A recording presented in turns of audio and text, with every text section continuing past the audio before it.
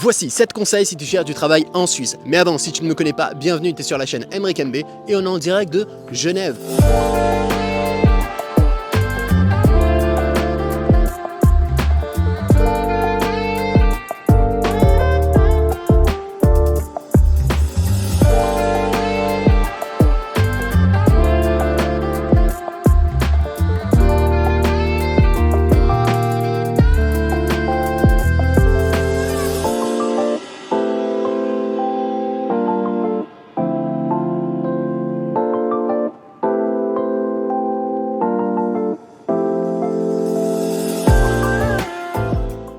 Premièrement, ne vise pas que Genève. Je sais pertinemment que vous êtes très nombreux à cibler, à postuler uniquement sur Genève. Et c'est vrai que le cadre est juste magnifique. C'est une très belle ville et il y a du travail à aller chercher. Pour autant, si tout le monde vise Genève, vous comprendrez bien qu'il y a certains secteurs d'activité qui seront plus rapidement saturés que d'autres. Et je sais que pour certains qui n'ont jamais mis un pied en Suisse, la première ville, voire l'unique ville qui leur vient en tête, c'est quoi? C'est Genève. Et ils ont l'impression qu'il n'y a que sur Genève que ça parle français. Ils ont l'impression qu'il n'y a que sur Genève où on peut être frontalier.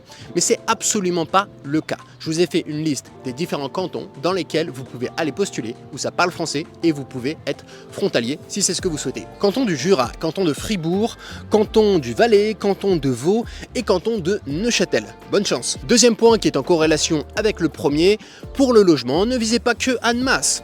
Je sais encore une fois que vous êtes très nombreux à penser qu'il n'y a que Annemasse qui existe pour se loger. Et moi j'ai fait pareil, je ne suis pas un exemple là-dedans. Je veux dire, moi j'ai visé que Genève pour le travail et j'ai réussi à trouver mon travail sur Genève. Pour certains ça va être plus compliqué que pour d'autres et ça dépend grandement aussi du secteur d'activité et de l'expérience, de la compétence que vous apportez sur le marché. Et c'est là où ce sera plus intéressant du coup d'aller un petit peu postuler ailleurs. Et pour Genève, moi j'y suis rentré, j'ai mon travail. Annemasse, j'ai fait pareil, j'ai visé que Annemasse et puis j'y suis rentré, j'ai mon appartement à Annemasse. Mais je vous le dis, si j'avais su au préalable qu'il y a d'autres villes qui sont bien plus intéressantes que Annemasse sur un nombre d'aspects, j'aurais plutôt été viser ces villes-là. Et avant de vous citer quelques villes, je vais d'abord vous donner un petit conseil. Ce qui est très intéressant pour le logement, ça va d'abord être de trouver son travail. Puisque si vous trouvez d'abord votre travail en Suisse, vous pouvez géographiquement vous placer le plus près possible de votre travail. Alors que si vous commencez par trouver le logement, disons que vous êtes à Saint-Julien-en-Genevois, qui est sur la gauche totale de Genève, et que vous avez trouvé un travail mais à Lausanne. Bon courage, ça fait quand même pas mal de route tous les matins et tous les soirs. Alors que si vous aviez d'abord trouvé votre travail, disons, sur le haut de Genève, vous vous placez à Ferney-Voltaire et vous êtes juste à côté. Bon, si jamais vous êtes sur le bas de Genève ou vous êtes même à Genève et que vous voulez vous placer du côté où il y a Annemasse, voici quelques villes qui sont très intéressantes. Alors vous avez bien évidemment Ville-Lagrand. Moi c'est la ville que j'aurais visée si j'avais su au préalable. Ville-Lagrand, c'est collé à Annemasse, c'est vraiment à deux pas des... Enfin, quand tu sors, tu arrives, il y a la gare d'Annemasse, sur la droite, tu as Annemasse, et sur la gauche, tu as Ville-Lagrand. Et derrière, tu as Ambilly, si je ne me trompe pas. Et moi j'aurais davantage visé Ambilly et Ville-Lagrand. C'est beaucoup plus calme, il y a plus de sécurité, c'est davantage propre. Tu as la gare d'Annemasse qui est juste à côté, donc c'est hyper pratique. Ville-Lagrand, tu as tous les magasins qui sont sur Ville-Lagrand. Et tu as l'accès à Annemasse pour avoir les fast-food, etc. Pour avoir le cinéma d'Annemasse, pour les fans de cinéma. Et pour avoir la gare qui est juste à côté. Tu as aussi Gaillard qui va être à côté. Tout ça, tu n'as pas besoin de voiture. Si tu veux une voiture, tu peux, mais tu peux juste te déplacer avec les trains. Voilà, à pied et avec les trains, tu peux aussi t'acheter comme beaucoup font une trottinette électrique ou ce genre de choses-là. Après, en autre ville que tu vas avoir, là c'est davantage si tu vas avoir une voiture, tu vas avoir la ville de Vétramontou, Régnier et Zery, celle-là jamais été, tu auras aussi la ville de Beaune, Nangy et puis tu auras aussi la ville de Antraz, Pont-Notre-Dame. Non, je suis pas un journal, je suis un youtubeur. Ok. Je leur ai dit non, je suis un youtubeur, ils m'ont regardé d'un air, c'est une... Ce manque de respect envers les youtubeurs. Vous voyez un petit peu ce qu'on subit au quotidien, mais malgré ça, on est là pour vous. Rien que pour ça, moi j'aurais mis un like. Ah, moi j'aurais mis un like à cette vidéo. Attendez, non mais, tout de même. Dans quel monde on vit? J'en profite pour faire une petite pause dans cette vidéo pour vous dire que si le travail en Suisse vous intéresse, et si vous êtes là, j'imagine que c'est le cas, j'ai une newsletter dans laquelle je vous donne des conseils et où par la suite je vais vous proposer des produits pour vous aider dans votre aventure à devenir frontalier suisse. Ce sera le premier lien dans la description. Et demain, je vais vous envoyer un mail dans lequel je vais vous récapituler tous les différents points par lesquels on est passé dans cette vidéo. Je vous donnerai aussi, bien évidemment, à l'écrit tous les cantons dans lesquels vous pouvez postuler, que je vous ai cités, et bien évidemment aussi les villes à la frontière, certaines dans lesquelles vous pouvez aller vous installer, qui sont intéressantes. Et j'ai pas été productif comme je l'aurais souhaité sur la liste email, donc ça va commencer par ce mail là. Et j'ai aussi un compte Instagram sur lequel je fais fréquemment des stories. Voici 3 raisons de venir travailler en Suisse, plus précisément en tant que frontalier. N'hésitez pas à aller regarder ce que je fais là-bas. Allez, on reprend la vidéo. Troisième point, et de l'argent de côté si tu souhaites mener cette aventure que d'être frontalier. Pour une raison très simple, c'est que au début, tu sais pas combien de temps ça va te mettre pour trouver un travail, donc il faudra certainement te payer les billets de train pour faire les entretiens, pour aller postuler si tu viens postuler directement en présentiel. Si jamais tu trouves un boulot, il faudra peut-être payer le premier mois de logement. Et puis il y a tout le temps plein d'imprévus. On ne peut pas tout contrôler, donc forcément il y aura des moments où il faudra sortir de l'argent. Alors, et de l'argent de côté pour mener cette aventure. Moi j'avais 3000 € de côté. Quatrièmement, je vais vous donner 3 conseils pour le moment où vous aurez décroché votre entretien. Ne sois pas trop sincère. Quand on va te demander quelles sont tes qualités, quels sont tes défauts et de te présenter, il ne s'agit pas de dire « bon voilà, je m'appelle Émilie, j'aime les chats, j'aime le bateau ». Non, l'idée n'est pas là. Ce qu'attend l'employeur qui est devant toi, c'est que tu te présentes par rapport au travail pour lequel tu viens postuler. C'est-à-dire, voilà, je m'appelle Émilie, j'ai telle compétence, j'ai fait ça avant, et je pense que je peux réellement l'apporter dans cette boîte et petit à petit réussir à avancer dedans, à progresser dedans. Bon, vous avez compris un petit peu l'idée. Et pour ce qui est des défauts, il faut donner des défauts qui en réalité n'en sont pas réellement. C'est-à-dire, voilà, c'est vrai que moi, je vais tout le temps au bout des choses et j'ai tendance à être un petit peu trop méticuleux. C'est quoi, ça c'est un défaut? Non, ça c'est une qualité masquée en défaut. Et c'est là tout l'idée. Deuxième point, pose des questions. Même si oui, tu as compris combien tu vas gagner, tu as compris les tâches que tu vas devoir exécuter, mais pour autant, force-toi et pose quand même des questions, puisque ça montre que tu es intéressé par la boîte et ça fera la différence entre toi et d'autres candidats qui, eux, pour le coup, ne vont poser absolument aucune question. Troisième point, je le dirai jamais assez, il faut que tu fasses bonne impression, c'est-à-dire tu viens bien habillé, n'hésite pas à mettre une chemise bien rasée, bien coiffée, etc. Quand tu parles, évite absolument de parler avec des « oh, t'as vu » ou des trucs comme ça ne passe pas du tout.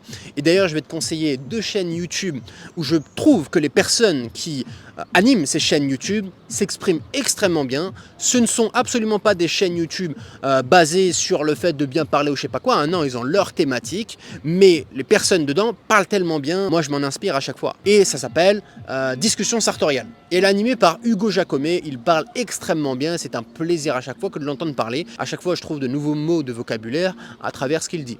Et la deuxième chaîne YouTube, vous la connaissez certainement, c'est celle de Stéphane Edouard. Il parle extrêmement bien. Voilà, c'est une chaîne YouTube qui n'a rien à voir avec la thématique travail ou je sais pas quoi, mais franchement, inspirez-vous de sa façon de s'exprimer. 5e point, fais un bon CV au format suisse, prends réellement le temps que de t'y pencher, puisque d'une certaine façon, ta lettre de motivation, si tu en fais une, et ton CV, ce sont tes portes d'entrée vers ton futur travail en Suisse. Alors, détaille bien, et les diplômes que tu as français, mets l'équivalent suisse. Allez-y. Merci.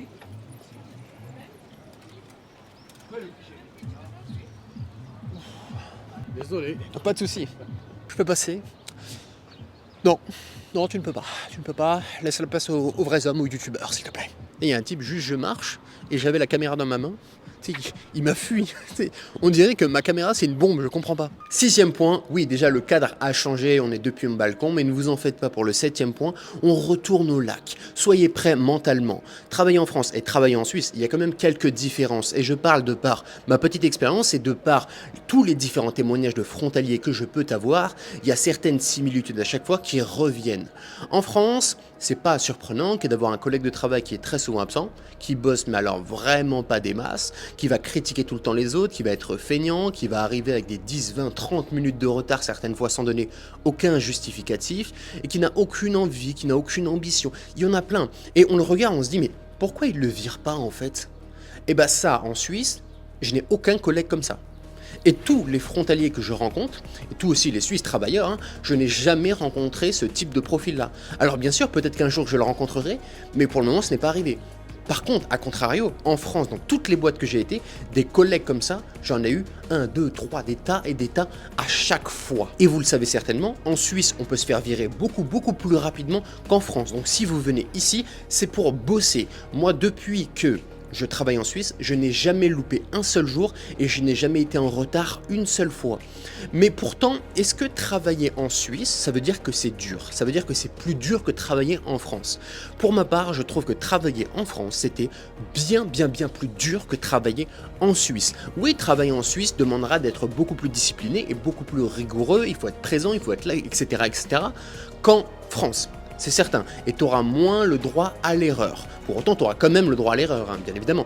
Mais vous avez compris l'idée.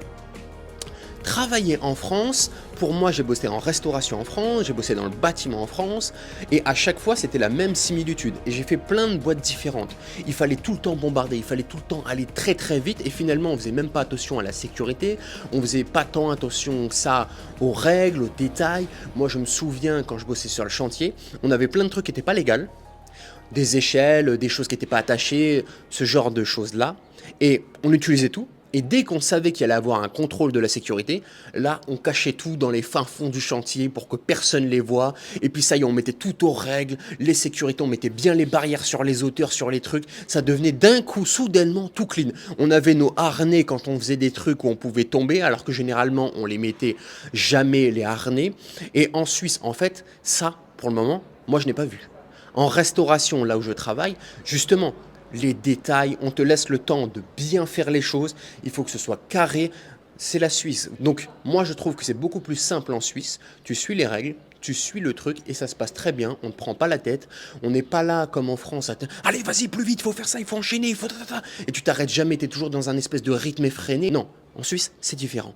Et je trouve ça beaucoup plus agréable en tout cas de travailler en Suisse que de travailler en France. Et puis tant qu'on est là, je vais même vous rajouter un autre point. Si vous vous demandez...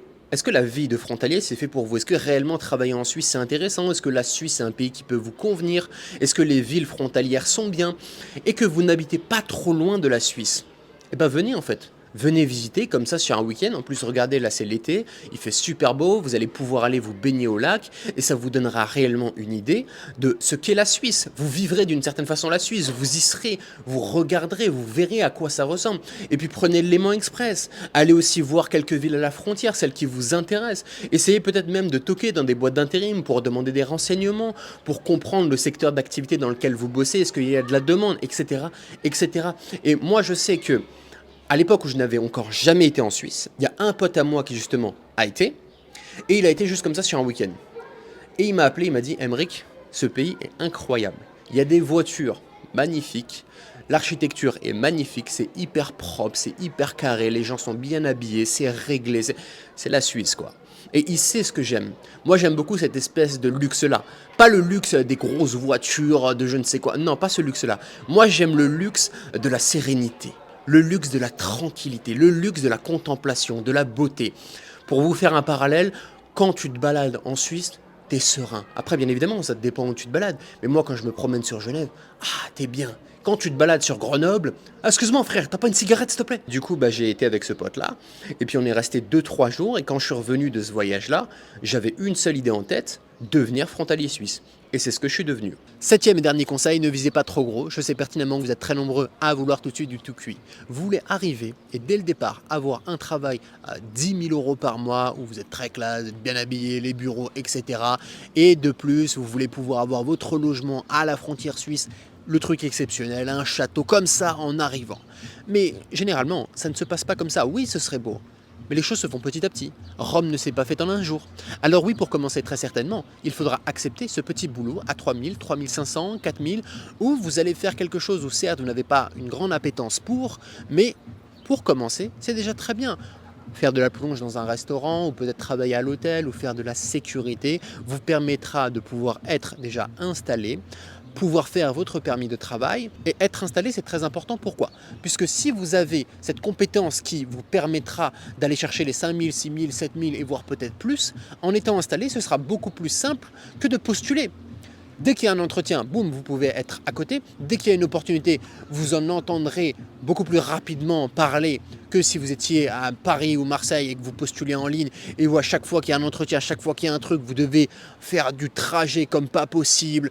Ça a un coût aussi financier. Je reçois quand même des messages de gens qui me disent « Ouais, Aymeric, ça fait 3-4 mois que je recherche du travail sur Genève et là on me propose un boulot, mais c'est payé 3500 €. Franchement, j'hésite. » J'hésite, je me dis « Ouais, j'attends encore 3 mois de plus et peut-être que je trouverai un truc beaucoup mieux payé. » Ouais, peut-être que oui. Peut-être que non aussi. Maintenant, si tu as envie de passer ta vie dans l'attente, tu fais ce que tu veux. Moi, ce que je te dis, c'est que si en France, tu gagnes 1002, 1003, 1004, et généralement, je leur demande à chaque fois, ah ouais, tu gagnes combien alors en France? Ils sont dans ces eaux-là. 3000, 3500, 4000, moi je dis oui de suite, il n'y a pas de débat. Et une fois que tu es là, voilà, tu pourras chercher à avoir plus, etc. Tu seras déjà installé. Et même au niveau du logement, hein, quand vous allez arriver, certainement que vous n'aurez pas votre propre appartement dès le début. Peut-être que vous allez l'avoir. Hein. Je veux dire, moi c'est mon cas. Très rapidement, j'ai eu mon appartement, ça a été réglé. Mais j'en connais énormément qui sont en colocation, qui démarrent comme ça. Ou qui vont être dans des apart-city, ou dans des hôtels, ou dans des Airbnb. Et il faut passer par là pour par la suite avoir ses premières fiches de paye, ses premières rentrées d'argent, et là, avoir son propre logement, et petit à petit, on avance, et puis on change de logement si ça nous plaît, et après, c'est comme ça qu'on finit dans un très bel appartement, si c'est ce qui vous donne envie. Sur ce, c'est la fin de cette vidéo, j'espère que ça vous aura plu. Si c'est le cas, vous savez ce qu'il vous reste à faire, on s'abonne à cette chaîne YouTube, on met un like, et on active la cloche des notifications. En commentaire, vous écrivez ce que vous voulez, c'est toujours un réel plaisir que de vous lire. Restez vaillants, ciao! C'est difficile de filmer ici. C'était peut-être pas le meilleur endroit finalement. Je me suis dit, ouais, vous aurez une belle vue, le lac et tout. Ah, j'aurais dû aller ailleurs. J'aurais dû.